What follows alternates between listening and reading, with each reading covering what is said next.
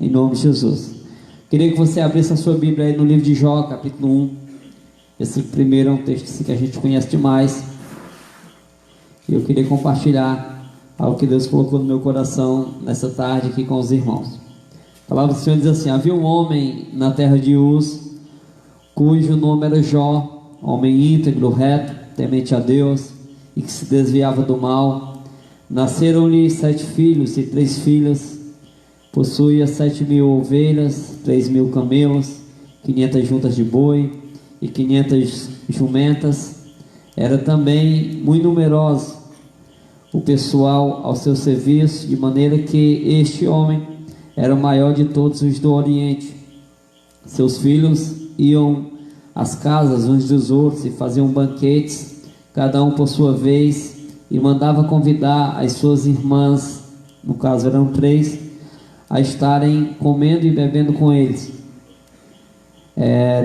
Decorrido o turno de dias de seus banquetes, chamava Jó a seus filhos e os santificava.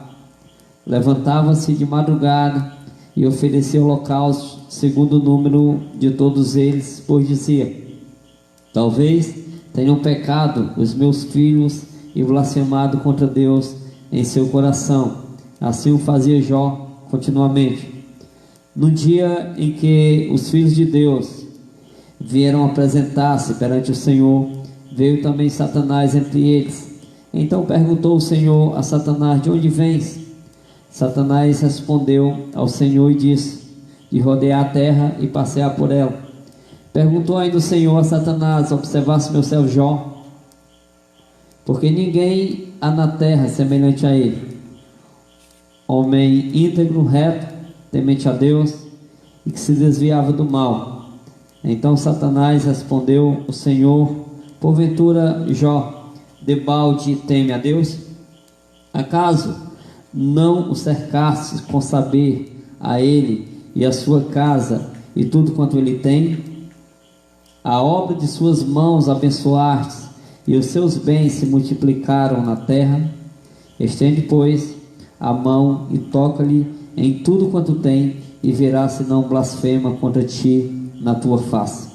Disse o Senhor a Satanás: eis que tudo quanto ele tem está em teu poder.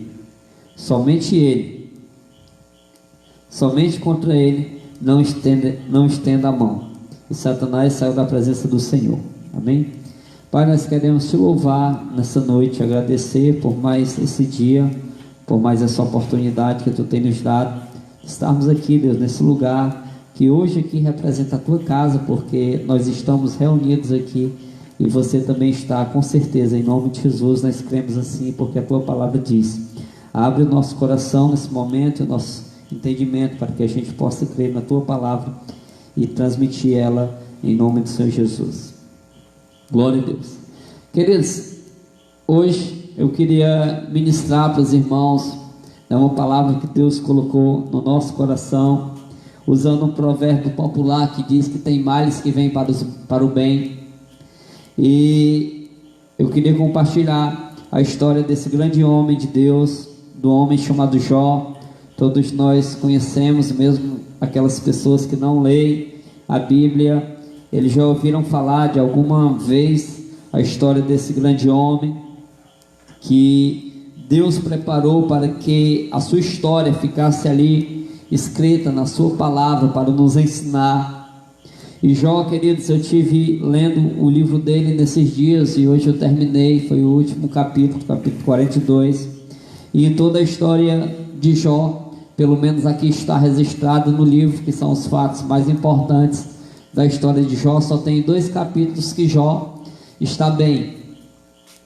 Um é o primeiro, que é esse texto que nós lemos, que era o momento do auge da vida de Jó, onde Jó, próprio Deus disse que ele era um homem íntegro, reto, temente a Deus, que se desviava do mal. Além de todas essas qualidades que formavam o caráter desse grande homem, ele também possuía muitos bens e muitas pessoas a seu serviço, e por sinal, a Bíblia diz que ele era o maior do Oriente, ou seja, o homem mais rico daquela terra, o homem mais próximo, o homem que todas as pessoas buscavam ele como conselheiro, a gente percebe também nesse texto.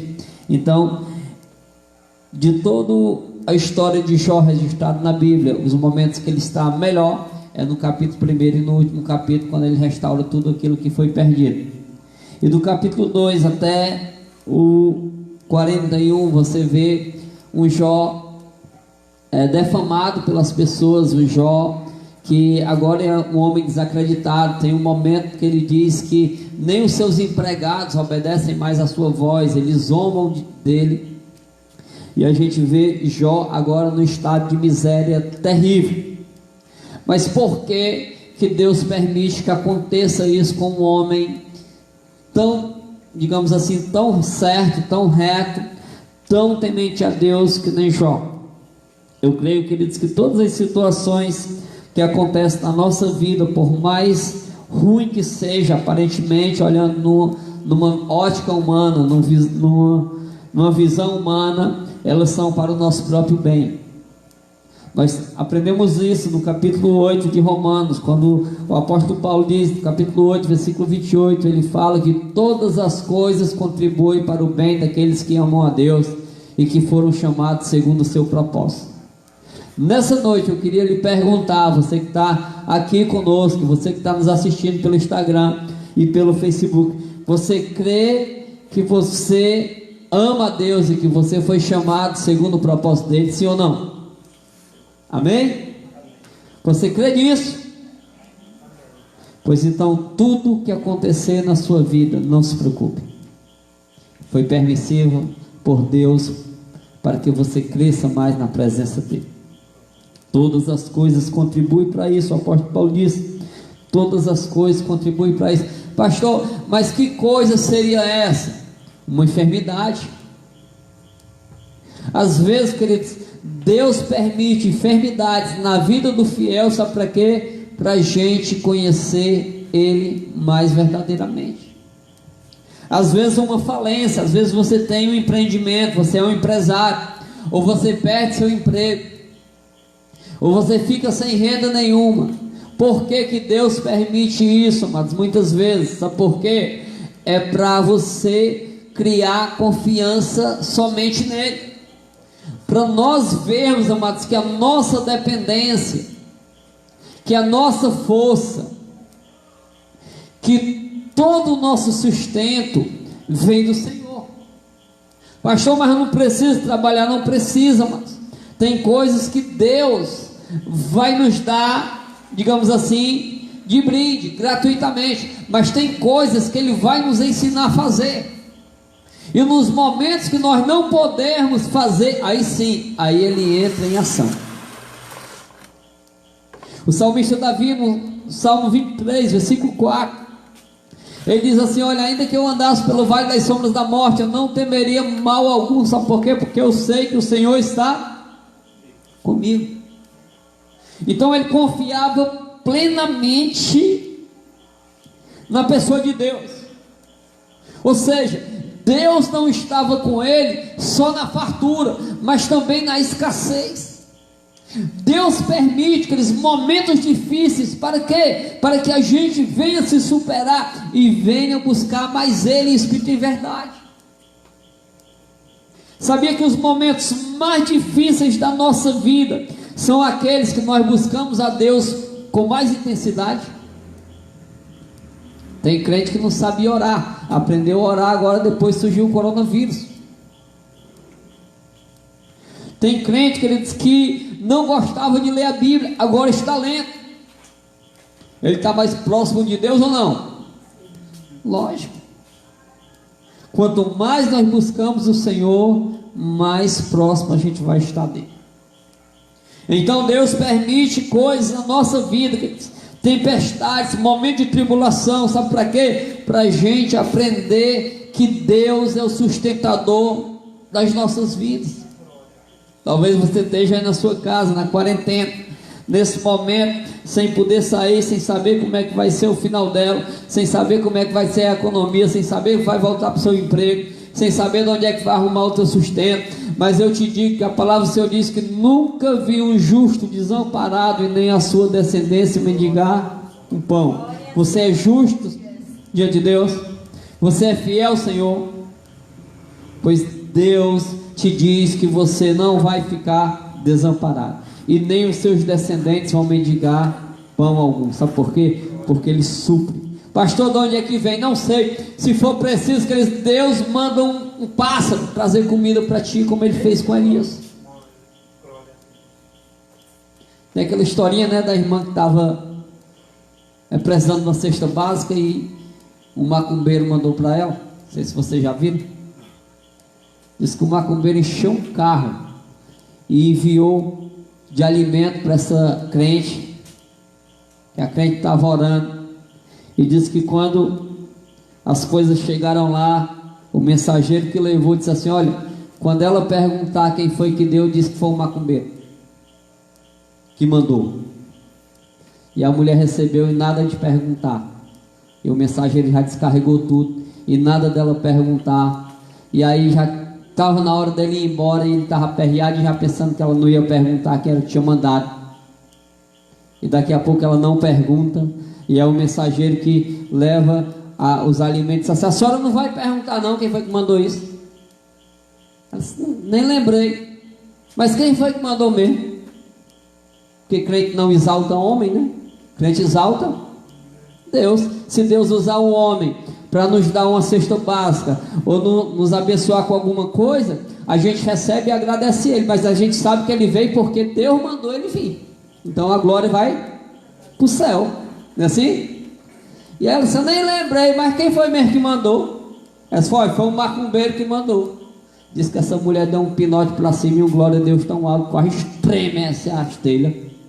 E aí ele disse, mas que foi isso? Por que você está alegre desse jeito? Ela disse, porque quando Deus manda, até o diabo obedece. Queridos, Deus vai nos sustentar. A gente vai passar, queridos, por a prova dando glória a Deus. Amém? Então, Jó, ele passou por uma prova imensa, queridos, ele perdeu tudo. Ele perdeu todos os seus bens, todos os seus camelos, todas as suas ovelhas, todos os jumentos, todos os servos de Jó. E por último, ele terminou perdendo aquilo que ele tinha de mais precioso, que eram os seus filhos. E depois, Jó acaba perdendo a sua saúde. A Bíblia diz que veio uma lepra sobre Jó, e Jó precisa se recolher, ficar num local separado, coberto de cinza, com um caco de telha para se coçar. E ainda por cima a mulher de Jó disse, olha, abandona esse teu Deus e morre logo. E aí ainda vem 3 camaradas amiguíssimos de Jó, só para acusar ele. Você vai ver o livro de Jó, eles passam o tempo todinho acusando Jó de pecado, e Jó se defendendo. Só que quando chega no capítulo, queridos, 40 do livro de Jó, do capítulo 1 até o 40, Jó era um homem temente a Deus, mas Jó não conhecia Deus. Deus nunca tinha se revelado para Jó verdadeiramente. Então o que fez Jó ser tão temente a Deus, sem conhecer Deus verdadeiramente, irmãos? Tem gente, queridos, que quer que Deus venha do céu e se apresente para ele e fale para ele diretamente para ele crer. Queridos, esse livro aqui, a Bíblia, ela é a palavra de Deus, amém? Você crê que isso é a palavra de Deus? Então, se ela é a palavra de Deus, se ela fala coisas que nós devemos fazer, precisa Deus descer do céu, irmão, para a gente crer que isso é uma verdade? Não. É uma questão lógica, é uma questão de raciocínio. Ou eu acredito ou eu não acredito. Então, se eu acredito que a Bíblia é verdade, que a Bíblia é a palavra de Deus, que a Bíblia fala ao coração do homem, que a Bíblia tem condição de transformar a vida do ser humano quando ele aplicar essas verdades na vida dele, então para que eu quero ouvir coisas anormais ou paranormais, se eu já creio? Mas às vezes tem situações da nossa vida que nós precisamos mergulhar mais fundo.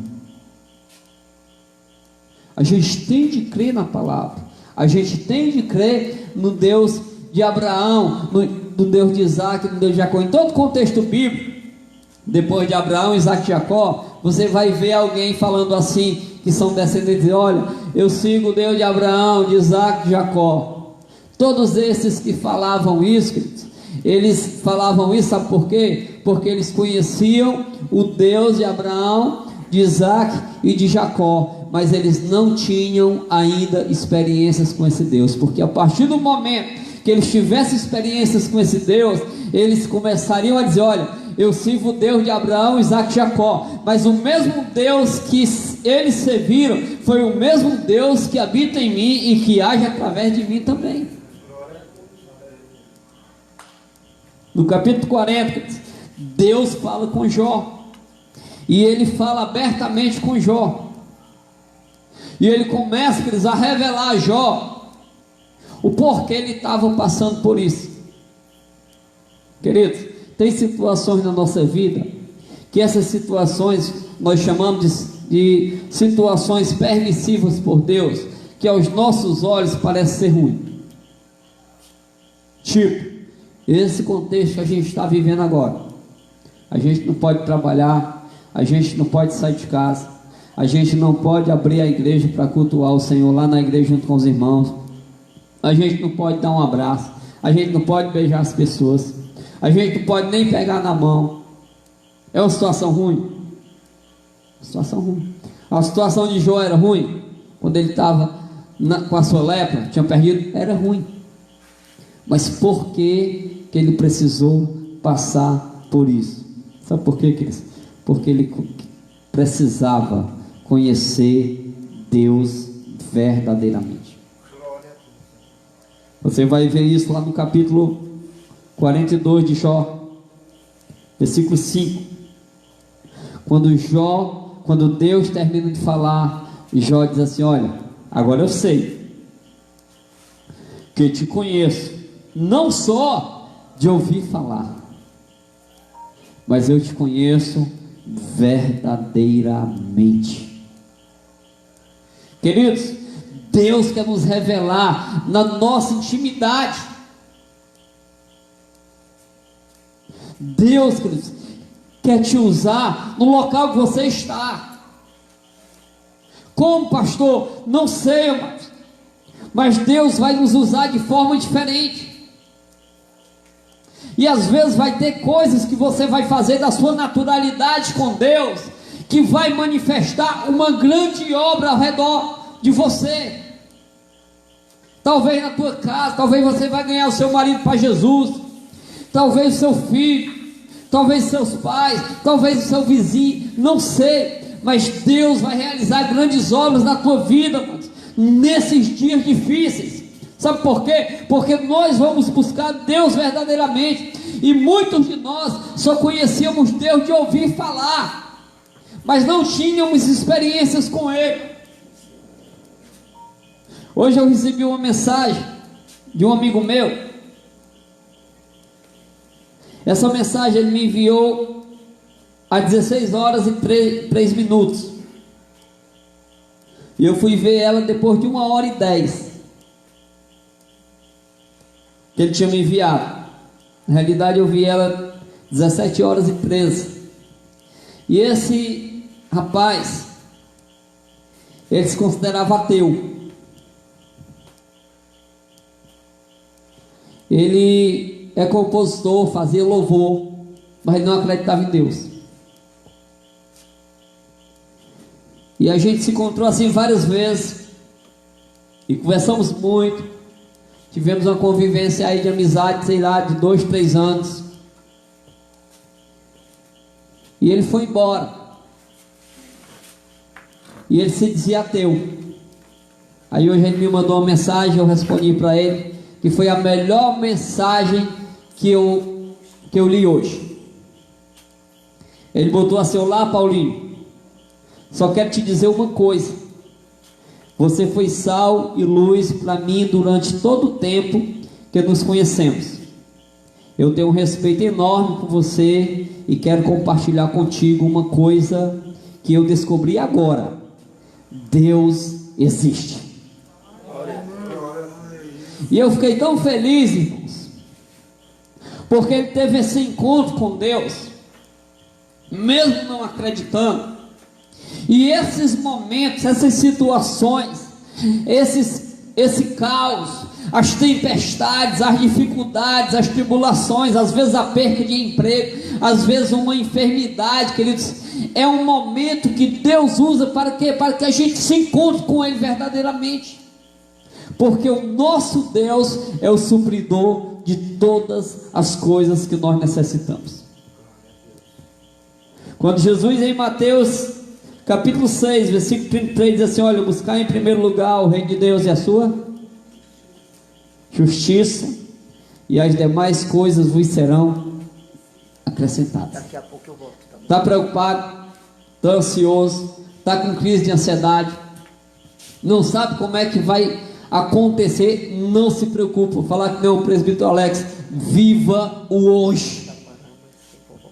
Entrega a tua vida ao Senhor nesse momento e comece a viver a cada segundo, a cada minuto, a cada hora que tu viver nessa terra como se fosse o último dia. Aproveita coisas boas que Deus está proporcionando para ti, amado. Você tem milhões de coisas que você pode aproveitar nesse momento. Não se preocupa com amanhã. A Bíblia diz que cada dia, ou seja, deixa o amanhã com o mal de amanhã, se preocupa com o hoje, porque se você aproveitar as coisas boas do hoje, você vai ter uma vida deleitosa nas mãos do Senhor. O que tu tem de bom aí? Falar que nem o profeta Eliseu, quando a viúva chega, né, a viúva que nós conhecemos como a viúva do azeite, né, na realidade ela não era casada com azeite, ela era casada com um profeta, o cara morreu, e aí ela disse: Senhor, me ajuda, né, me ajuda, meu marido morreu, nós somos pobres, os credores querem levar meus filhos como escravos, me ajuda. Eliseu, mais liso do que a mulher, chega para ele assim: o que tu tem em casa? Só um pouquinho de azeite. Olha, só um pouquinho de azeite. Queridos, tem gente hoje que só tem meio quilo de arroz em casa, ou meio pacote de macarrão. Eu te digo, queridos, confia no Senhor. Bota esse arroz, esse macarrão aí no fogo, come hoje, que amanhã Deus vai mandar mais, em nome de Jesus.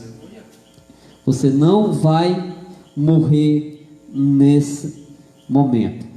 Deus é contigo. Deus vai ministrar bênção sobre a tua casa, sobre a tua família. Queridos, esse é o momento de nós provarmos se nós somos fiel a Deus ou não. Tem crente, irmãos, nesse momento: não, vou dizimar, não tem culto. Sim, mas deixou de ser crente. Ofertar, não tem culto. Sim, deixou de ser crente, irmão. Não, irmão, continua. Não, mas eu não sei como é que vai ser no outro mês ou nos outros meses. Queridos, se você parar agora, aí eu vou te dizer como é que vai ser nos outros meses. Porque Deus é fiel, queridos. Está entendendo?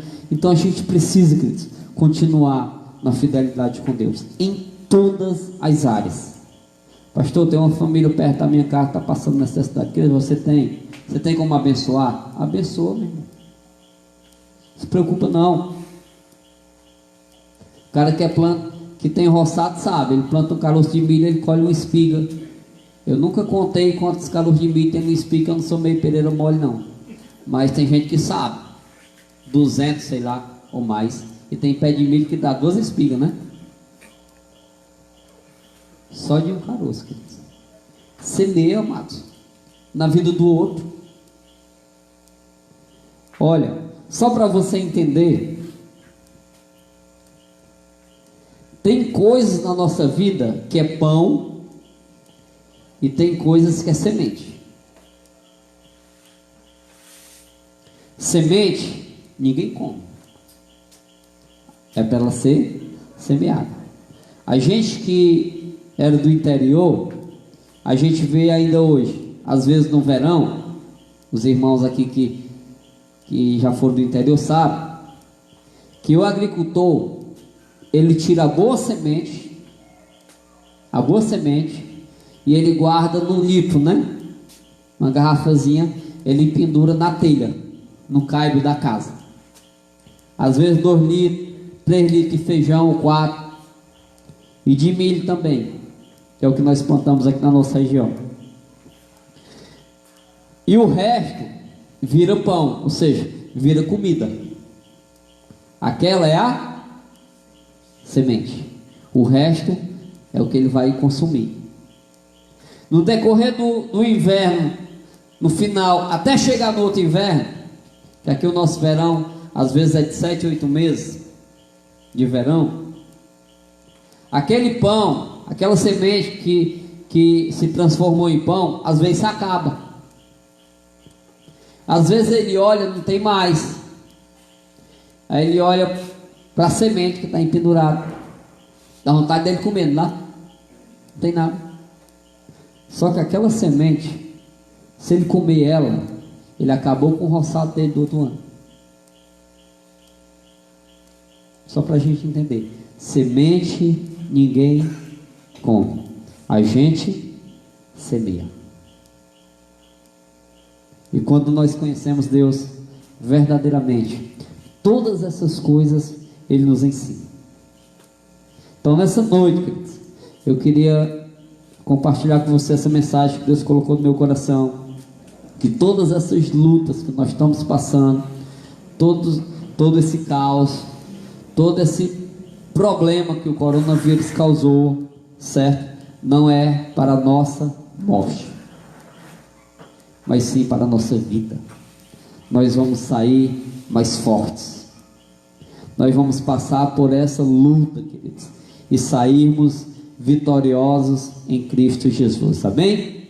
Amém. Então